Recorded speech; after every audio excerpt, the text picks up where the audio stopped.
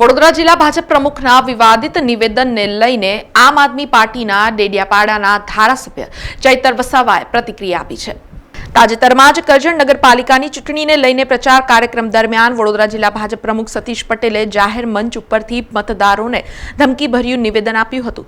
વડોદરા જિલ્લા ભાજપ પ્રમુખ સતીશ પટેલે કરેલા વિવાદિત નિવેદનથી સમગ્ર જિલ્લાનું રાજકારણ ગરમાયું છે। ત્યારે આજે કરજણના વોર્ડ નંબર 7માં ચૂંટણી પ્રચારને લઈને આમ આદમી પાર્ટીના ડેડિયાપાડાના ધારાસભ્ય ચૈતર વસાવાની જાહેર સભા યોજાઈ હતી, જેમાં તેમણે વડોદરા જિલ્લા ભાજપ પ્રમુખના વિવાદિત નિવેદનને લઈને પ્રતિક્રિયા આપી હતી, જેમાં તેમણે ઈંટનો જવાબ પથ્થરથી આપીશું તેમ જણાવ્યું હતું।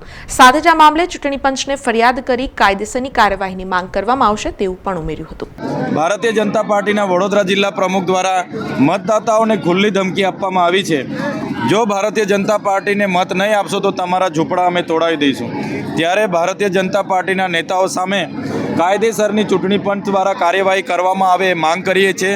સાથે સાથે એ લોકોને કહેવા માંગીએ છીએ, આ મતદાતાઓ છે, અમારો પરિવાર છે, અમારા લોકોને આવા ઝૂંપડા તોડવાની જે ધમકીઓ આપવામાં આવી છે ત્યારે અમે અમારા લોકો સાથે છે, અમારા આગેવાનો, અમારા ઉમેદવારો એમની સાથે છે। જ્યારે પણ અમારા લોકો સાથે આવી હેરાનગતિ થશે ત્યારે માત્ર કરજણ નહીં પણ નેશનલ હાઈવે પર પણ અમે બંધ કરવાનું ફરજ પડશે, અમે બંધ કરીશું।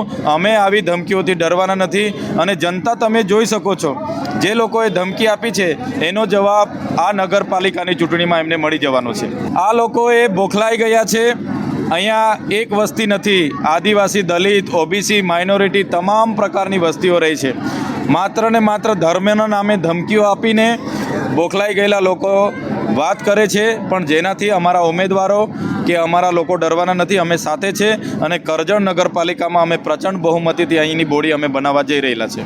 સમાચારોના સતત અપડેટ માટે TNN ન્યૂઝને YouTube પર સબસ્ક્રાઇબ કરી બેલ આઇકોન પ્રેસ કરો અને અમારી સાથે જોડાયેલા રહો Facebook, Instagram અને Twitter ઉપર।